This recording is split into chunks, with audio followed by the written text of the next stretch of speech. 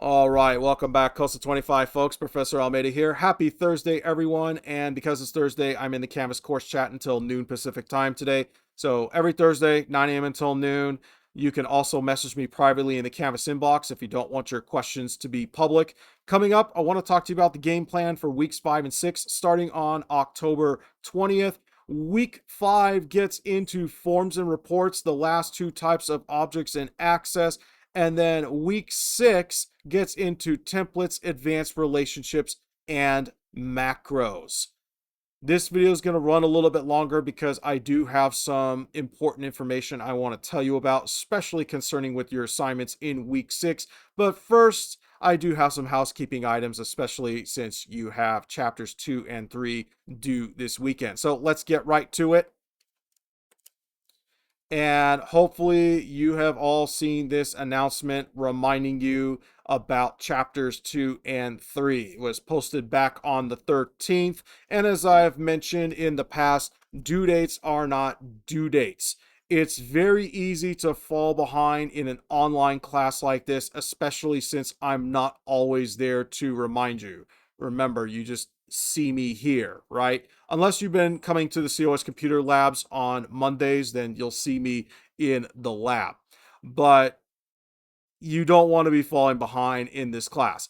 I've been reaching out to some folks who haven't been active lately. You should be logging into Canvas daily, ideally daily, but if not, maybe every other day.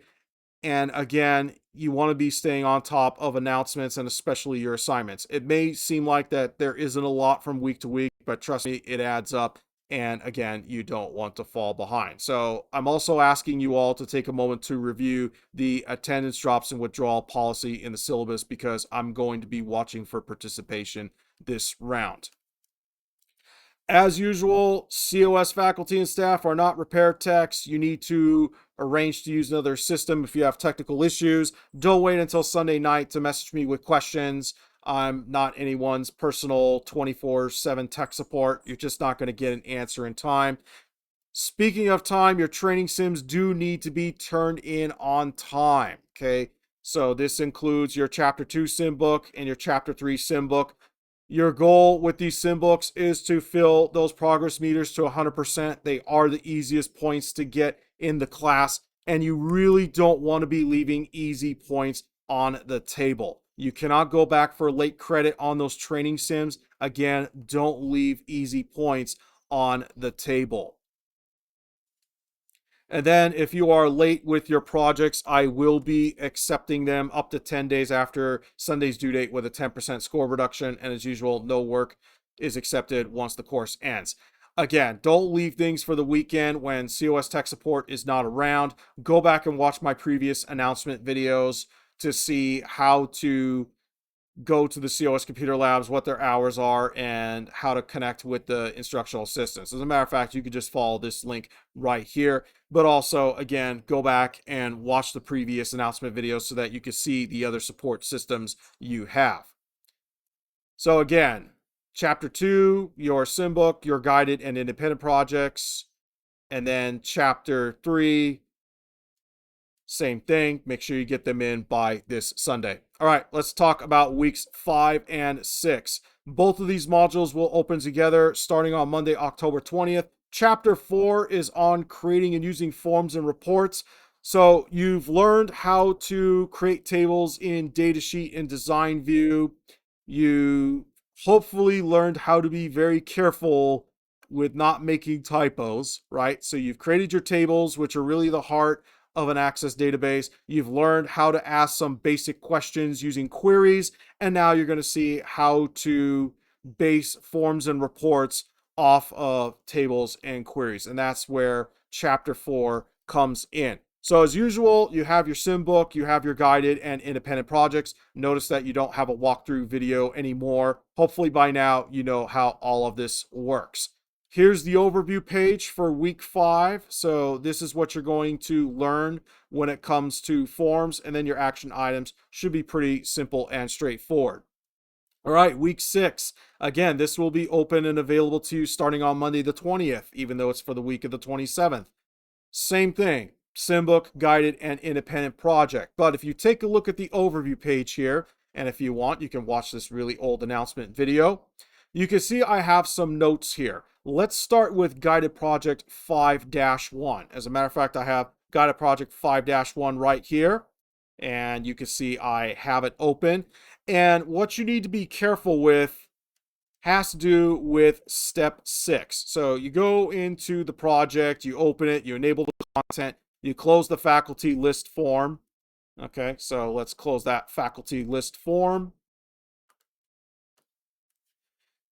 And then you explore the navigation pane in your database objects, all that good stuff. You modify the faculty table, and then you get to step 6 here, where you open the faculty extended query in design view. Now, I downloaded the solution file because I was being lazy here, but I want to show you the end result. So we'll go ahead, open this up in design view, and then I'll bring up the design grid a little bit, and then finally I'm going to right click and zoom right here so you can see the expression. So this is what your expression is supposed to look like when you are done with step 6C. Okay, in step 6C, they tell you to delete the company field and the comma from the expression. You must delete the comma that appears after the company field for the query to work correctly.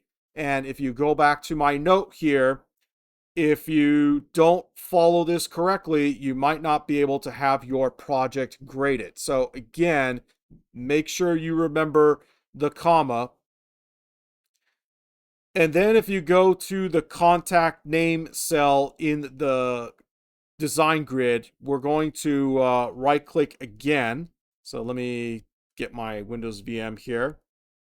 Okay, so here's your contact name. Click on zoom again. This is what you should have. Again, you want to carefully delete the company field along with the comma from the expression. Okay, so I wanted to show you that this is what you should have.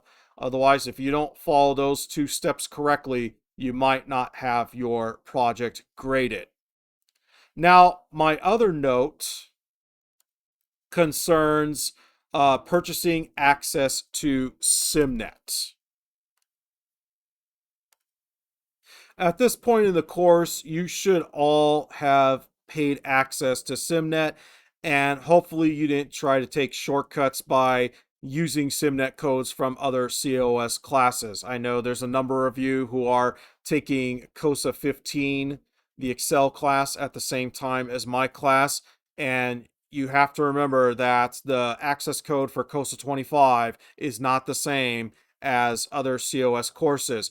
If you tried to take a shortcut and didn't buy the right SimNet access code, you're going to find that some of your assignments will not be accessible this coming round. So again, make sure that you have paid access to this course and you purchase the correct access. When in doubt, you can go into SimNet. You can also go to the bookstore.